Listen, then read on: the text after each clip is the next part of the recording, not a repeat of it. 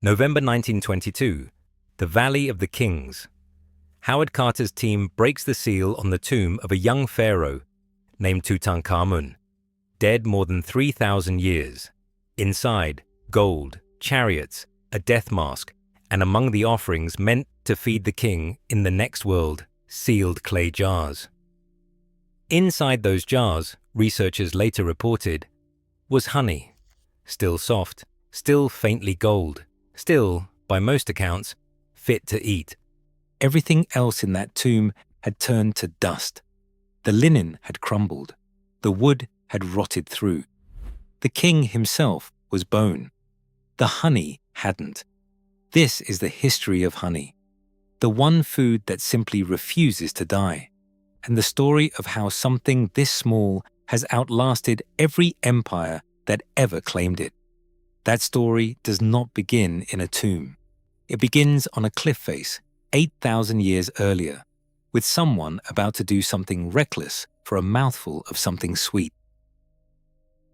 8,000 years before Carter lit a candle in that tomb, in a river valley near Beekeepers in eastern Spain, someone climbed a cliff on a ladder of braided vine, reached into a crack in the rock, and pulled a fistful of comb from a wild bee's nest, while the swarm rose furious around their head. We know this happened because they painted it. On the wall of a cave now called Cuevas de la Araña, the spider caves, there is a scene done in reddish, almost blackish pigment. A human figure suspended in open air, climbing toward a hive, a basket held in one hand, bees drawn in a loose cloud around the entrance. Historians call the figure the man of Beekeepers, though it may just as easily have been a woman.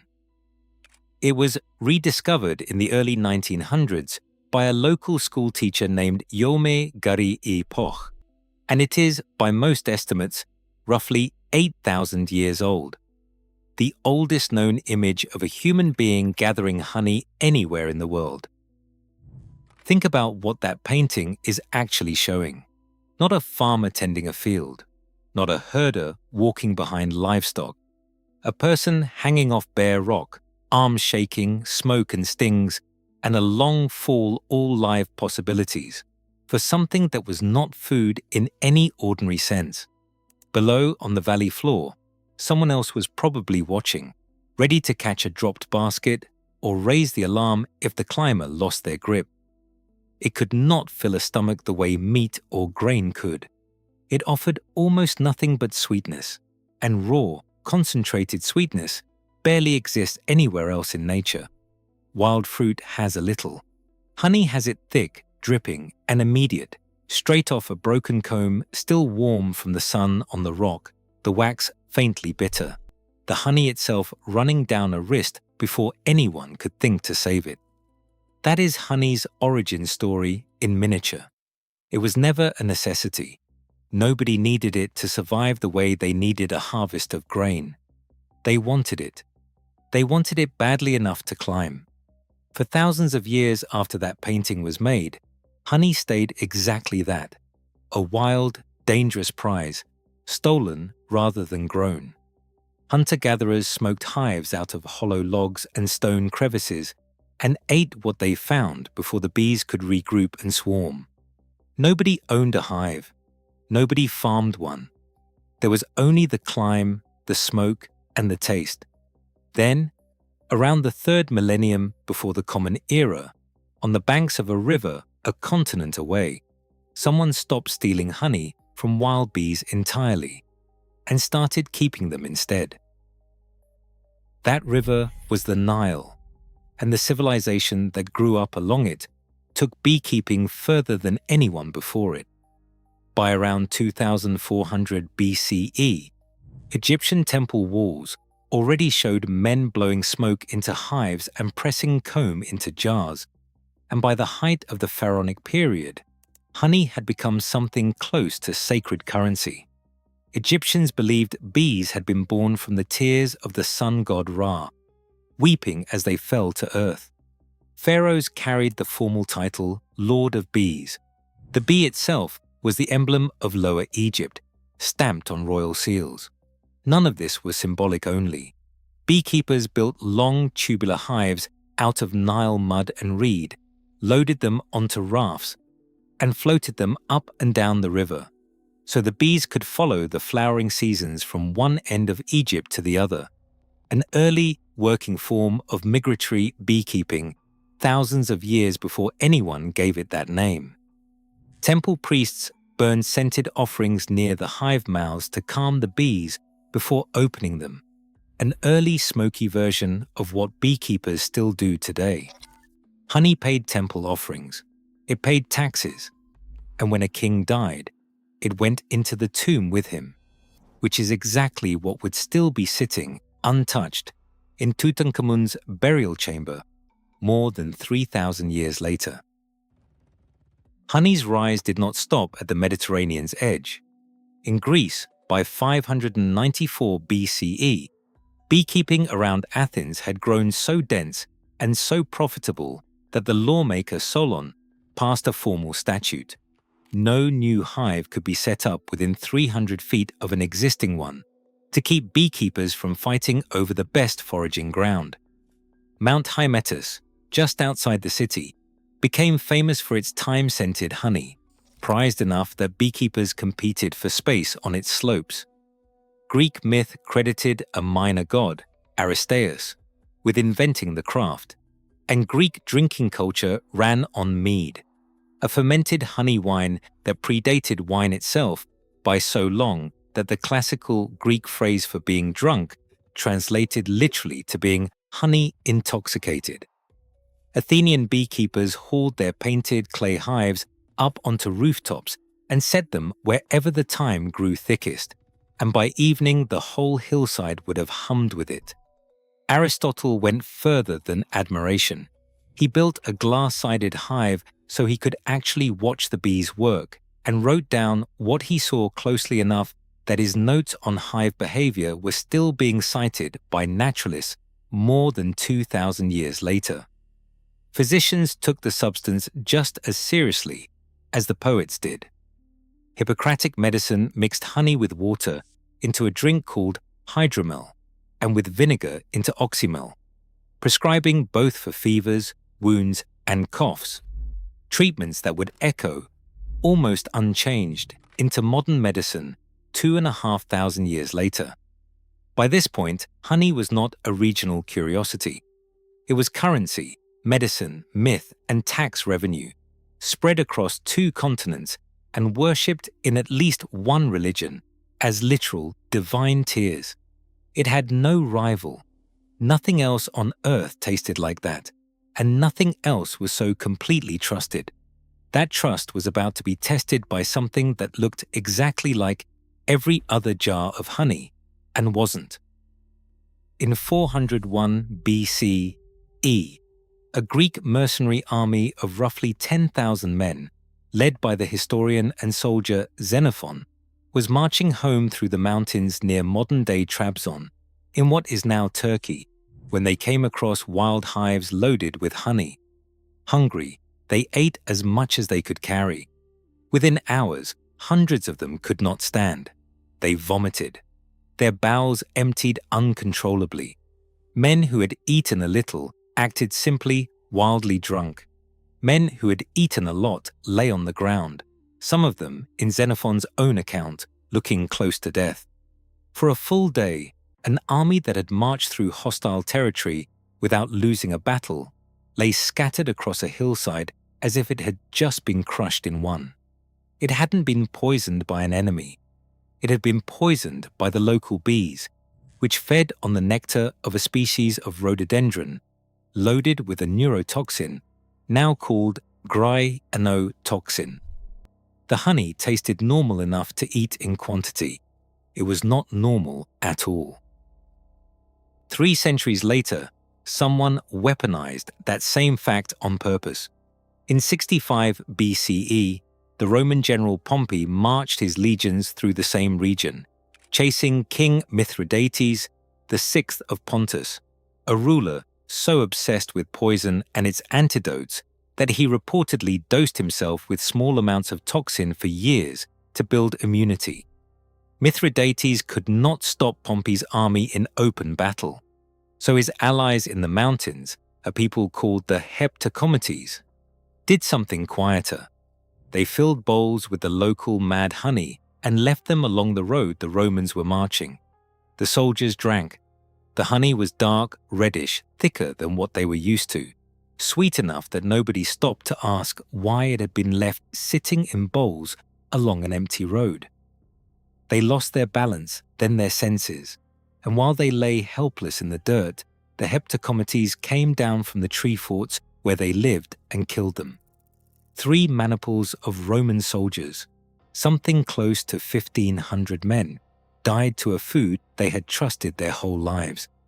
That is the shape of fear honey had to survive, not scarcity, not a formal ban, but the discovery that the same golden substance feeding a pharaoh into the afterlife could just as easily feed an army into a massacre.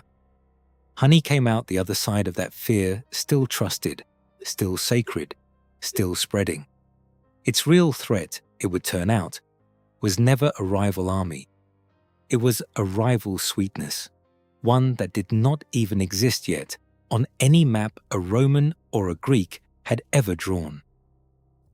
That rival sweetness had a name, and in 1493 it crossed the Atlantic Ocean for the first time. Christopher Columbus's second voyage left Spain with 17 ships, more than 1,000 men, and, tucked in among the livestock and seed grain packed into the hold, a handful of sugarcane cuttings picked up in the Canary Islands. Nobody on board thought much of them. Cane sugar had existed in the Old World for over 1,000 years, grown first in New Guinea, refined in India and Persia, carried into Europe in small, wildly expensive quantities by crusaders who described it as a kind of exotic spice. In 15th century England, a ton of imported honey cost around £2 and 10 shillings. A ton of sugar cost 40. A single bag of it in a buyer's hands was worth a skilled worker's wages for a full day. It was a luxury for the rich, used more like medicine than food. Columbus planted his cuttings in the soil of Hispaniola, the island now split between Haiti and the Dominican Republic. The volcanic ground and heavy rainfall turned out to be close to perfect for cane. Cane had to be cut by hand with a machete, hauled to a mill within a day before it spoiled, then crushed and boiled down in open vats under a sun that made the work brutal even by the standards of the time. The first harvest came in 1501. Within a decade, plantation owners were bringing in enslaved Africans by the boatload to do that punishing year-round labor. And by 1516, Hispaniola was shipping refined sugar back across the Atlantic to Europe. By 1550, roughly 3,000 small sugar mills were already grinding cane across the Caribbean and Brazil. Here is the strange part. Nobody watching those first cuttings go into the ground in 1493 could have known what they were looking at. It wasn't a battle. It wasn't a famine. It was a few stalks of grass planted quietly on an island most of Europe had never heard of. But within 2 centuries, sugar would do something rhododendron poison and Roman legions never managed. It would end honey's 8,000-year run as the only serious sweetener human beings had. The world after that planting did not change overnight. It changed acre by acre, ship by ship, generation by generation, and nearly every one of those acres was worked by someone in chains. The ripple from that planting spread fast. Portuguese growers took cane to Brazil and built plantations that, by the 1620s, were exporting something like 15 to 20,000 tons of sugar a year. The Dutch, English, and French followed with their own island colonies through the 1600s. Mill smoke hung over whole islands. Boiling vats scalded workers who had no say in the labor at all. Millions of enslaved Africans were forced across the Atlantic specifically to grow and process cane, in a trade whose scale and cruelty stands as one of the darkest chapters in human history, and sugar sat near the center of it. By the 1700s, sugar's price had fallen far enough, and Europe's taste for tea and coffee had grown strong enough that a product once reserved for kings was showing up in the cupboards of ordinary households, stirred by the spoonful into cups that would have seemed unthinkably decadent a century earlier. Sugar stopped being medicine and became a staple, and honey, which had been humanity's only sweetener for 8,000 years, quietly slid down the shelf. It didn't vanish. It just stopped being necessary. For a couple of centuries, honey mostly kept working in the background, exactly like it always had, just with far less fanfare. It stayed in folk remedies, in rural kitchens, in the small jars grandmothers kept on a windowsill for sore throats and scraped knees, a spoonful stirred into warm milk at bedtime. Then, in the 20th century, laboratories started proving what beekeepers had claimed for millennia. Honey is naturally acidic and low in moisture, properties that let a jar of it sit sealed in a tomb for 3,000 years without spoiling. Hospitals began stocking medical-grade honey, most famously Manuka honey from New Zealand, thick and dark and packed under strict grading standards to dress wounds that resisted ordinary antibiotics. The substance that had lost its throne to sugar had found a job sugar could never do. Today, honey has settled into something like permanent second place, and second place is still enormous. Global honey production runs close to 1.9 million metric tons a year, drawn out of hives on every inhabited continent, trucked in barrels from small family apiaries and vast commercial operations alike. China alone produces something close to 500,000 tons of it. More than 100 million beehives are tended worldwide, feeding a market worth billions of dollars a year. Sugar won the throne centuries ago. Honey never left the building. But here is a fact that even most beekeepers do not know. On April 6, 1984, NASA's space shuttle Challenger launched on mission STS-41C, carrying a mid-deck experiment built by students. Roughly 3,400 honeybees and a single queen, sealed inside a container designed specifically for the flight. Over the following days, in zero gravity, floating more than 200 miles above the planet, that colony built something close to 30 square inches of honeycomb, nearly identical in shape to comb built on the ground. The workers passing food mouth to mouth in a slow floating chain because flying straight to it was no longer possible. The queen, marked with a small pink dot in honor of astronaut George Pinky Nelson, laid roughly 35 eggs while the shuttle circled the Earth many times over. None of those eggs hatched. It didn't need to. A food first stolen off a cliffside 8,000 years ago, worshipped as the tears of a sun god, poured into bowls to bring down a Roman army, and quietly dethroned by a few sugarcane cuttings, had just built a honeycomb in space. Rome never got that far. Egypt never got that far. Honey did. Trace the whole arc, and it barely sounds real. It started on a cliff in Spain, stolen by hand from angry wild bees. It became currency and religion on the banks of the Nile, poured into jars meant for a dead king's afterlife. It became law and medicine and mythology in Greece, argued over on rooftops thick with time. It nearly ended entire armies in the mountains of Pontus, twice, 3 centuries apart, poured into bowls left waiting on an empty road. It ruled, unchallenged, for 8,000 years, then lost its throne to a few stalks of cane planted almost by accident on a Caribbean island in 1493, an accident that would go on to cost millions of people their freedom. It survived that loss by quietly becoming something sugar could never be. Medicine proof, a substance hospitals now trust to heal what antibiotics sometimes cannot. And in 1984, It went to space and built a honeycomb there too, apparently just because that is what it does. Walk back into that tomb one more time. Howard Carter's lantern light on gold, on linen gone to powder, on a king reduced to bone.